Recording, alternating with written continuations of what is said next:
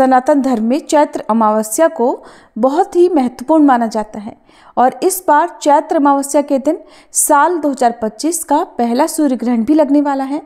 और जब भी ग्रहण लगता है तो कोई भी शुभ या मांगलिक काम नहीं किए जाते हैं, साथ ही कुछ सावधानियां भी बरती जाती हैं। ऐसी मान्यता है कि ग्रहण संबंधी नियमों का पालन न करने से साधक को कई तरह की परेशानियों का सामना भी करना पड़ सकता है।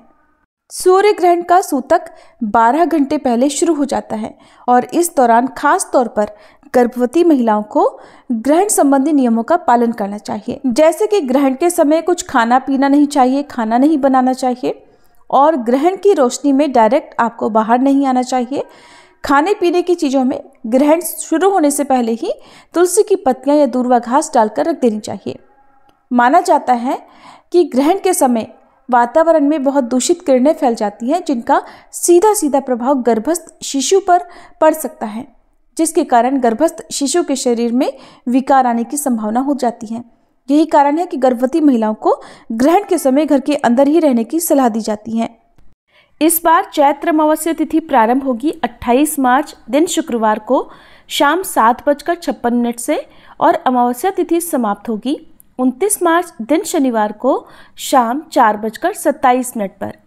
क्योंकि पितरों की पूजा का और पीपल देव की पूजा का शुभ समय हमें 29 मार्च दिन शनिवार को ही प्राप्त होगा, इसलिए इस बार 29 मार्च शनिवार को ही स्नान, दान और व्रत की अमावस्या रहेगी और ये शनिश्चरी अमावस्या कहलाएगी।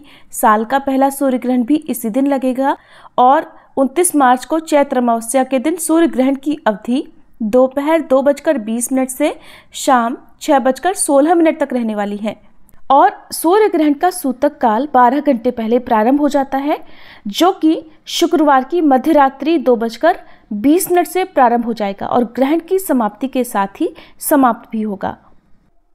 लेकिन ग्रहण के या फिर सूतक के नियमों का पालन तभी करना चाहिए जब उस क्षेत्र में, उस देश में ग्रहण लग रहा हो, ग्रहण दिखाई दे रहा हो। अगर ग्रहण दिखाई नहीं देता है तो आपको सूतक संबंधी या ग्रहण संबंधी नियमों का पालन करने की आवश्यकता नहीं रहती है। सूर्य ग्रहण का सूतक 12 घंटे पहले लग जाता है, लेकिन ये सूर्य ग्रहण आंशिक सूर्य ग्रहण होगा और विदेशों में भी केवल कुछ ही जगह पर दिखाई देगा, लेकिन हमारे देश भारत में ये ग्रहण दिखाई नहीं देगा। और जब दिखाई नहीं देगा तो सूतक संबंधी या ग्रहण संबंधी किसी भी नियम का पालन करने की कोई भी आवश्यकता नहीं होगी। हिंदू धर्म के अनुसार ग्रहण के समय और ग्रहण के बाद क्या करना चाहिए ये भी आप जान लीजिए। तो ग्रहण के समय मंत्र जाप या भजन कर सकते हैं। इस समय भगवत नाम स्मरण और किसी भी गुरु मंत्र का या किसी भी विशेष मंत्र का जाप करना शुभ माना जाता है, खास तौर पर ओम नमः शिवाय और ओम सूर्याय नमः। तुलसी के पत्ते आपको डालकर रखने हैं।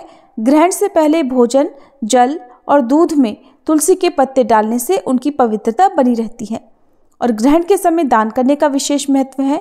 गरीबों को अन्न, वस्त्र और धन का दान करने से अपार पुण्य मिलता है। ग्रहण के दौरान स्नान करना और ध्यान लगाना भी शुभ माना जाता है। ग्रहण के बाद आपको क्या करना है? तो ग्रहण के बाद स्नान अनिवार्य रूप से करना चाहिए और स्नान के जल में थोड़ा सा गंगा जल मिलाकर ही स्नान करना चाहिए। संभव हो तो किसी पवित्र नदी में भी स्नान कर सकते हैं। ग्रहण के बाद भगवान के दर्शन और फिर पूजन करना चाहिए। घर में गंगा जल छिड़ककर शुद्धि करनी चाहिए। अन्न, वस्त्र, धन और जरूरतमंदों को भोजन का दान करना भी विशेष फलदायी माना जाता है। ग्रहण के दौरान बना हुआ भोजन नहीं खाना चाहिए और ग्रहण समाप्त होने के बाद ताज़ा भोजन तैयार करें। अगर हो सके तो बासी भोजन को आप किसी पशु को खिला सकते हैं। गर्भवती महिलाओं को ग्रहण के समय विशेष ध्यान रखना चाहिए, जैसे कि उन्हें चाकू, कैंची या नुकीली चीज़ों से दूर रहने और मंत्र जाप करने की सलाह दी जाती है। ग्रहण के दौरान सूर्य देवता भगवान शिव, भगवान विष्णु के मंत्रों का जाप करने से विशेष लाभ होता है और ग्रहण के बाद गर्भवती महिलाओं को मंदिर में दीपदान करना भी शुभ माना जाता है। ये थी आज की वीडियो। आशा करती हूँ जानकारी आपको पसंद आई होगी।